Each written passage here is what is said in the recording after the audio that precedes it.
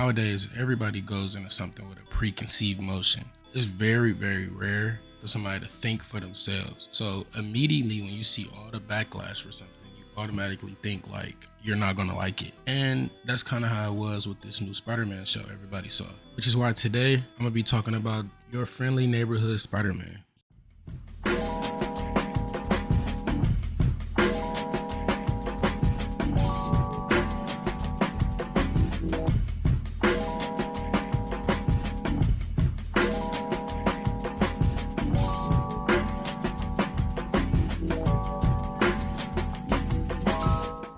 Yo, it's your boy Katie, and I'm back with another video. I know she thinking like, damn, you back already? It's not a year? Yes, bro. Like, what the hell? Yes, I'm back. And since I'm back, I want to talk about something. I'm low-key still kind of late on. I'm not even gonna lie. I'm a little late. I'm not gonna lie because I didn't upload my video back yet. But now I'm back, so it's cool. A few weeks ago, probably about honestly like 2 months ago, this Spider-Man show came out called Your Friendly Neighborhood Spider-Man on Disney Plus. It's a new take on Spider-Man. A new take that honestly, I don't know if people perceived it well, but this is why you don't go into something with a perceived motion. Just give it a try.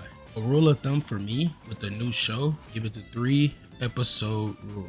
3-episode rule honestly is kind of self-explanatory, but I'll explain it anyway. If you got a new show you want to watch, do not drop it unless you watch the first 3 episodes and you just feel like it's not for you.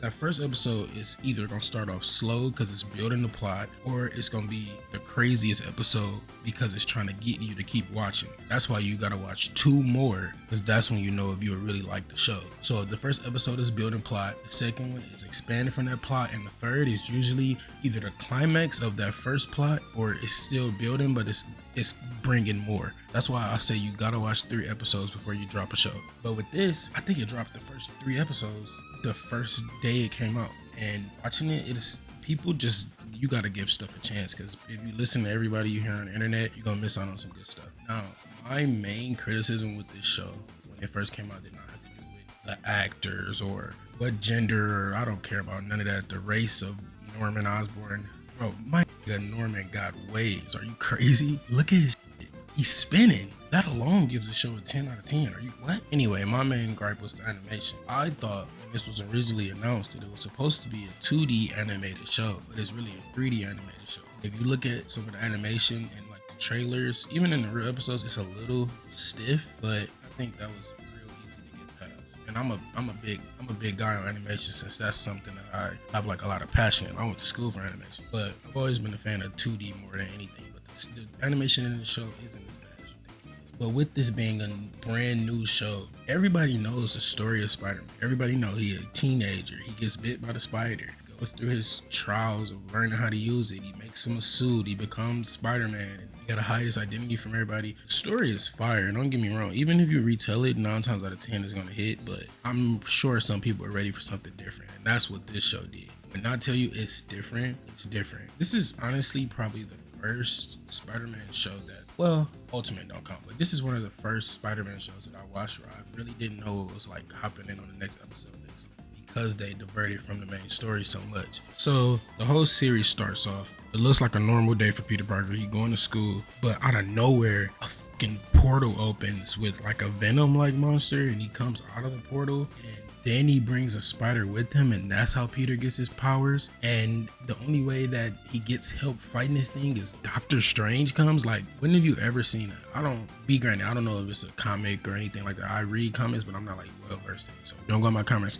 Actually, issue 42. I don't want to hear that shit. But that's how he gets his powers. Okay, before I go on with this video, I'll probably put this at the beginning. I'll just cut it up. Spoiler warning, obviously. If you haven't watched the show, actually watch the video, but watch it on mute so you don't hear me like giving you spoilers but still giving my view. Like, but after you watch it, then come back and we'll talk. Okay, anyway, he has this Venom creature come out of the portal, and he brings a spider with him, and it lands on Peter's neck, and he immediately gets bitten. And only thing that helps is Doctor Strange comes and he fights the alien and sends him back to his universe. And after that, it does a time skip to a few months later where Peter already has the powers. He knows how to use them, and he has a suit, the homemade suit he already made. So that already skipped like three episodes probably. They could have drugged him learning how to use his powers, getting the homemade suit, Ben dying, they skipped all that. I think it's good because it's like at this point everybody knows that. If you don't know that story, you might as well not watch it, because are you really a Spider-Man fan? So the first episode is still kind of tame. After that, it's because it starts off with like the craziest event you could think of. They immediately have him get bit by the spider. There's no build up. You don't get to learn about this new Peter before he becomes Spider-Man. You immediately have that, and then he's Spider-Man. So he goes on, then that's when you start learning a bit more about Peter. You see him in school, you meet Pearl, you meet his best friend, Nico, who to me is a new character I hadn't heard of before, but maybe she's in the comics probably. But yeah, you meet her and the episode is 10, and you meet Lonnie, who probably personally my favorite character, because it's like, you know something's gonna happen to him, but you don't want it to because he's such a good fucking guy. But the episode goes on pretty tame, and it ends with Peter doing, Spider-Man shit, finishing off the episode. And at the end of the episode, that's when you see Norman wanting to talk to Peter, Norman Osborn. Everybody knows who Norman Osborn is and what he's gonna end up being. So like, you're already setting this up like early, which is perfect because they already have this relationship. That's when you get into the second episode and you have Norman, and he lets him know he wants Peter to be in this new internship for Norman Enterprises, and like, it's just a good setup. It just works. So, and Peter's a science geek, so he goes there and joins this. But whole time, Norman invited him to be in this because he knew he was the Spider. And they have like this big reveal where he gets caught on a camera at Norman Enterprises switching into his suit. I actually think that might have been episode 3. Anyway, yeah, he sees it, and you might think like, oh, already they're starting off already. Green Goblin being, no, it's Norman wanting to help Peter, which we haven't seen. Now, I will say a lot of people don't like the angle that these new recent Spider-Man's been going with, like the MCU Spider-Man, where he's getting help from somebody, or he's getting like, not mentor, but basically mentor, like how it was with Iron Man. But they did it here and they did it different. I've never seen a story where Norman was Peter's basically man in the chair, kind of. And I think it works. I think it works for the series. I think it's something cool. They got like a different type of relationship to start to show that we haven't seen Norman and Peter have. Norman has always been like the rich guy. So me personally, I think it honestly like gives you a new perspective on the show, because they're not gonna have a Norman Osborn that doesn't eventually turn into the Green Goblin. So them having this connection, building this connection together like this, is gonna make the moment that happen hit even harder. And me personally, I think it was a great decision to have this. So with this Peter Parker having these connections to Norman Osborn, he already got a leg up previous iterations of the character because he got that tech with it. So he has Norman in his ear telling him where's bad people at and telling him what to do, and then he even gives him a suit. Now they have like this montage where they try a bunch of different suits. I think it's cool. They have like some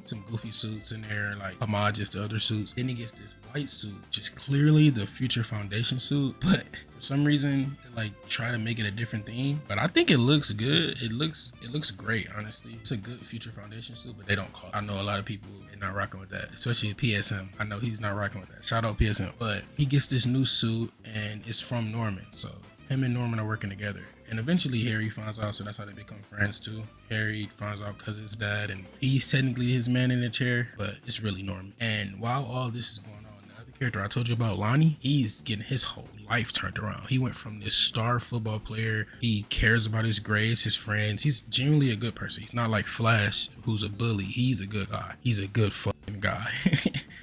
People love Lonnie. But his brother, his dumb ass, stupid ass, ham ass, oh my god, don't even get me started on his dumb ass little brother. He gets involved with this gang called the 110th, I think. But he gets involved with this gang, and obviously Lonnie being like the cool mega Chad dope ass big brother, he like, bro, get out of that shit. That shit is not good for you. He takes his spot. Now Lonnie is forced to be in his gang. He can't leave, and he gotta give up football. He missing practices, and spoiler alert again, he's turning into Tombstone. This is Tombstone. Tombstone is in high school with Spider-Man instead of being like this gray old white man. Bro, did you see Tombstone in Spider-Man the game? Ew.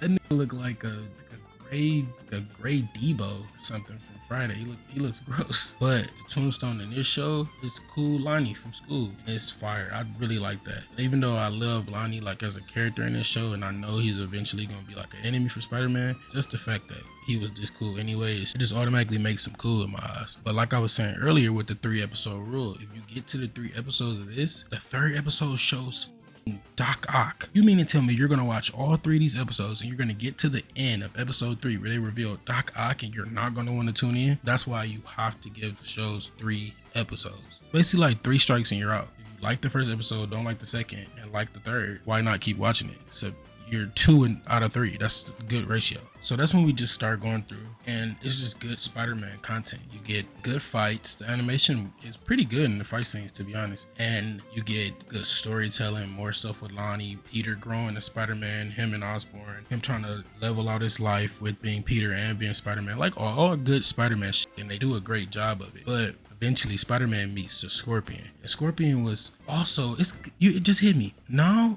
this show seems like it's following Peter and Lonnie. The Scorpion is a villain for both of them. The Scorpion is a part of a different gang that had problems with the 110, and it just works. But Scorpion, he beat the brakes off of Peter.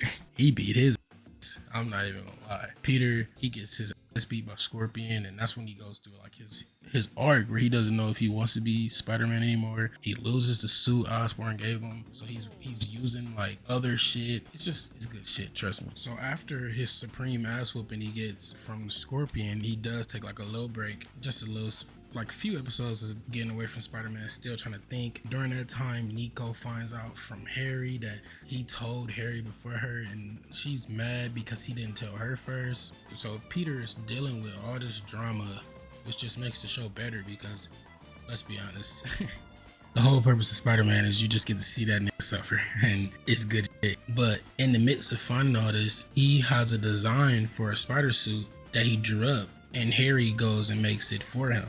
So he finally gets the suit, the one you want him to wear, red and blue. It looked fire. It's a good design. This was what I would say though. As much as I'm praising the show, I do not like the idea that like all these new Spider-Mans have where Peter doesn't make his suit. Like, I don't mind the idea of it being handed down to him like the first one, like how they deal with the Future Foundation or the Osborn suit, but I'd rather him stitch his suit when he finally gets like his real suit. But and here Harry went and had it made for him, but it looks fire. He came up with the design, so it's not as bad as Peter getting gifted his suit from Iron Man in the MCU. But he finally gets the suit. He gets a new lease on his powers, and he fights Scorpion again. This time, not only does Lonnie get his powers to actually become Tombstone, where he's stronger and pretty much,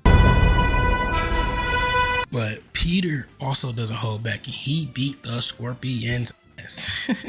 He got his get back in blood. He almost killed the Scorpion. He was like, oh, he was telling Osborn like, I don't know if I can do this. I lost control. And Osborn is like, Peter, you're supposed to lose control. You're supposed to be able to dumb. I'm like, you know, Osborn trying to get him to do the worst shit possible. But the biggest twist of all came in the last episode. So all these episodes, all this plot was great, but it all led up to this last episode where you realize what Norman was really doing by hiring all these interns to work for his company. He was really working on having them build some type of portal to what he thought was a different dimension, which it really was. And the whole time they had no clue. So everything that it was making for him was building up for this big portal to go to another dimension, and he opens it, and that's when Doctor Strange comes back.